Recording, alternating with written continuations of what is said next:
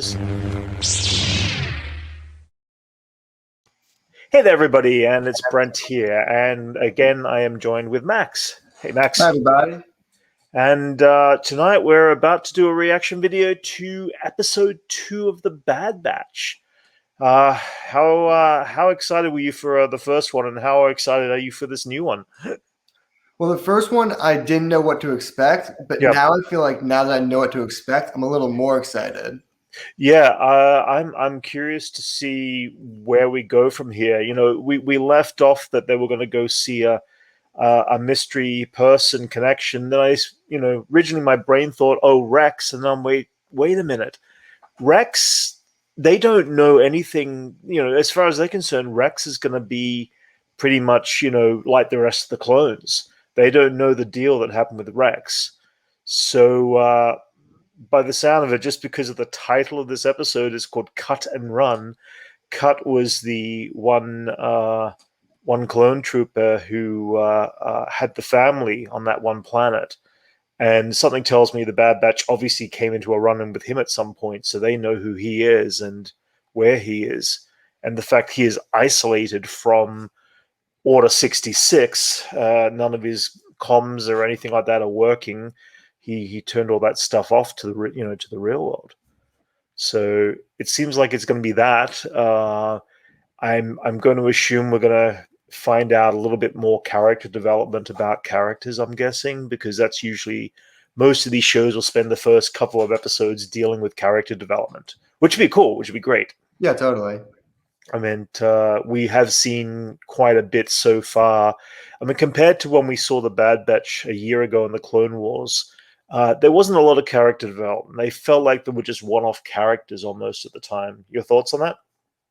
I think, I think they're trying to do something different than that. I think they're taking the idea of the clones Yeah. and they're taking this core set of characters, and I think they're going to develop hopefully all of them throughout the season. Right. But Yeah. I think they're going to go further than that. I think they're going to develop them using characters we already know. Yeah, I think Yeah. Cutter, I think whatever his name is a great example Yeah. because he's someone that I think if they do know him or if they don't know him, either way, he's someone that could show maybe Hunter about like family, and he could take Omega under his wing, and they could have like Ooh, father I like daughter, that. Yeah. nephew uncle relationship, whatever you want to Yeah. call it. Yeah. Because it's obvious that Omega's had this immediate bond to Hunter, and Hunter kind of hasn't quite got that yet, has he? He kind of feels very uncomfortable with this new family situation, it seems. Yeah, so far he's a little colder towards Yeah. her, but Yeah. I think he'll eventually warm up. I think they're kind of pulling a little Oh yeah. Mando on us, where he's Yeah. eventually going to be like the only thing, or she's going to be the only thing he cares about. Yeah, no, I think so too. I'm excited to see where it goes anyway. So, well, without further ado, let's start this episode on 3, 2, and 1. So it looks like the Clone Wars opening scene was only used in last week's episode, since it was still before Order 66. Yeah. Oh, that's it. She's never been off-world. Yeah, she never left Camino.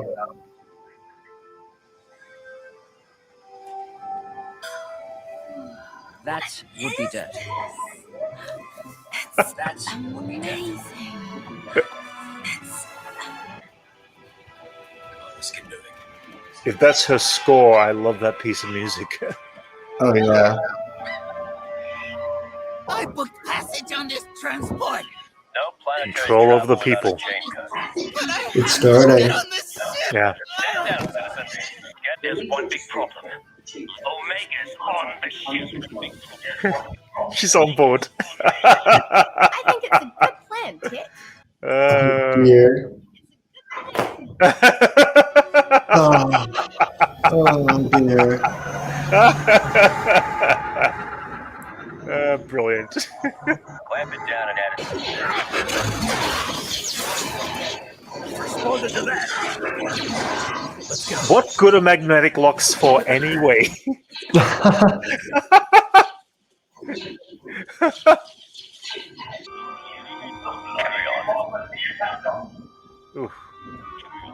Carry on. Oof. That was lucky. Yeah.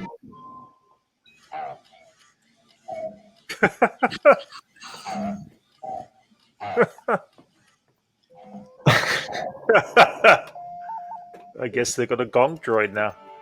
That should have been the show they No, I made a made. mistake, Yeah. and Gonk, I have the a lot to show. learn. Wow. There you have it, episode 2. That was good. There's some Yeah, little it's a good emotional episode. strings in there. Yeah, I think it's interesting. I think that my biggest takeaway from the episode is actually the smallest line when they said Omega has a purpose. Yeah. As soon as Yeah. they said that, I was like, oh, so there really is something going on. And I Hmm. could be reading too much into it, but all I could think about the entire time, Yeah, when yeah. she took that thing out of her hair, she Yeah. immediately got like Luke Skywalker swoopy hair. Interesting. That's interesting. It was interesting that I doubt that's the last we've seen of Cut. So Oh, yeah. and his family, I'm sure we'll see them pop up. But it's interesting to know that Rex had been through there and everything. So it'll be interesting to see where they go from this point. Because I mean, at this point, this was their only lead into something different. But it's already set up the whole factor that the Empire has started to lock down facilities. They've started doing immediate, like in advertising, so to speak, to entrap people into either forcing them to become part of the Empire or make it look lucrative that they should be becoming part of the Empire, or that you're going to be a fugitive. So it's already begun. I think it's interesting they're firing on sight now too. Yes, That was yeah, one thing I yeah, noticed. They act yeah, more aggressively yeah, than before. yeah. I mean, that's obviously part of the Order 66 then within the clones. So, Yeah, totally. yeah, and so it's quite an aggressive change. It's not just a matter of them going against the Jedi. It's against anybody who would defy this new empire. It seems, and it's kind of interesting. I mean, at this point, I love that little piece of score in the beginning, which seems to be possibly Omega's new score. Beautiful little piece of music there from the Kainas. That was a nice little piece. Yeah, the whole music's been great. I love the musical Yeah. direction they're going in. I love Oh the yeah. visual direction too that they've been taking Yeah. now they have the new technology, especially everything from the lighting down to like Yeah. the character model's definition just Yeah. looks so good. Yeah. I mean, it's still even crazy, even from when they left off in season 6 into 7. There was this massive change from several years, from 5 or 6 years of technology. And between all that, they did Rebels, but I mean, they were originally forced to do Rebels at a much lower cost and budget. And it's amazing that they got the budget they needed to finish off the Clone Wars season 7, which upped that already database file of technology that they had there and access to, and it's just beyond brilliant now. It's incredible. All the dust particles, everything is just improved so much. And now it all looks like season 7 of Clone Wars, and it's incredible to see that.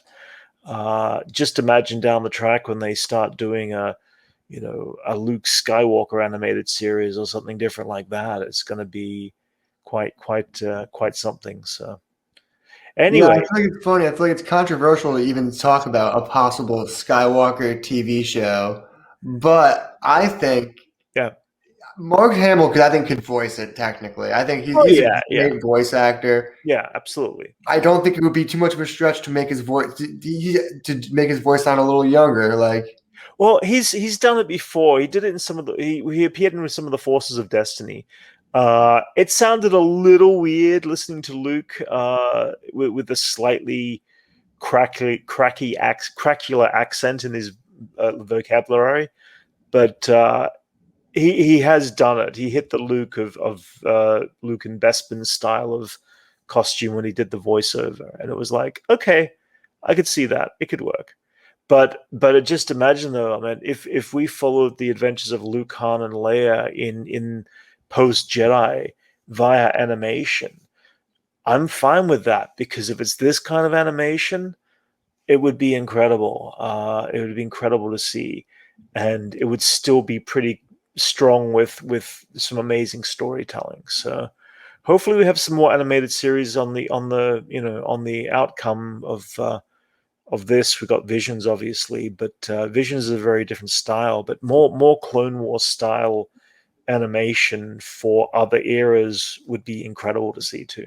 Yeah, I'm hoping for just all sorts of shows. I'm hoping they make Gonk the TV show, everything from that to just. I want to see Yeah. how far they can take the universe. Yeah. I speaking of Gonk, I love that little moment when Wrecker's walking along and smacks his head in the pipe in the city, in the street.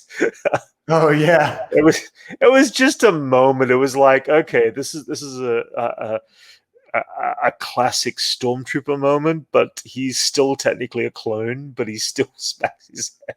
I don't know. yeah. It was It's something good they're kind of keeping stuff like that. ironically funny about that moment that they did that.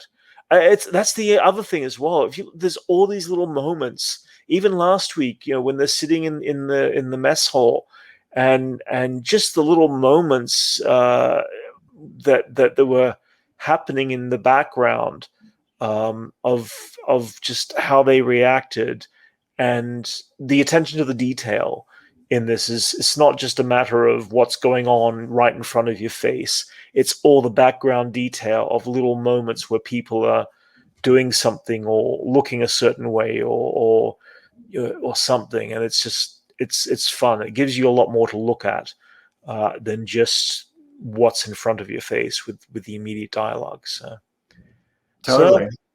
as for that, everybody, I'm glad you joined us here. Please like and subscribe, and we will be back for episode 3 next week. So thanks a lot, everybody. Have a good one. All right.